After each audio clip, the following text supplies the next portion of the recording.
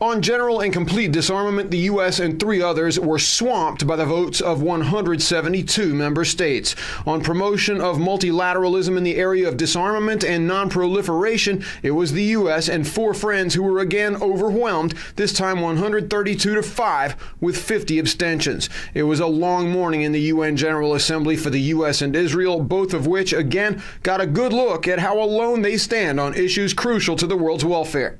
Now, last Thursday was the first blast of cold water when the U.S. and Israel were 2 of only 9 member states opposing non-member observer state status for Palestine. On Monday, with other draft resolutions on depleted uranium munitions and decreasing operational readiness of nuclear weapon systems, once again, the U.S.-Israeli bloc stood practically alone. Another defeat dealt to Israel on Monday was a resolution that passed on non-proliferation in the Middle East. Israel's massive nuclear arsenal is possibly the worst-kept secret in the Middle East. A statement by an Israeli counselor, however, ignored the threat posed by Israel's own warheads, concentrating instead on other states in the region. Israel expects that under the title of the risk of nuclear proliferation in the Middle East, the international community would closely look at the cases of Iran and Syria. These are the 2 regional states that are undergoing investigation by the IAEA due to the clandestine activities in contravention of their NPT obligations.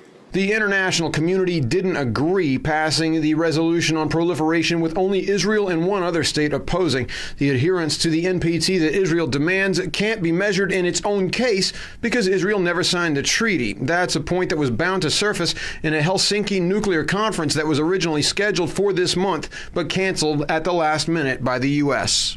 While the Islamic Republic of Iran and all Arab countries announced their intention to participate in the conference, the United States claims that, I quote, "the states in the region have not reached agreement on acceptable conditions for a conference," end of quote. But the truth is that the Israeli regime was the only party which rejected to participate in the conference. The delegate of Israel has offered thoughts that looked like an absurdist piece of theater,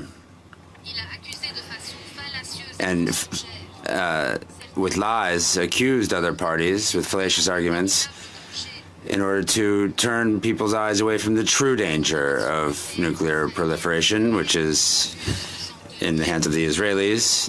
Israel, which refuses to adhere to the international resolutions on this matter, refusing to accede to the NPT, and to submit its nuclear installations to IAEA control. In spite of the crushing defeats by vote in the UN General Assembly, it remains unclear what impact the new resolutions will have.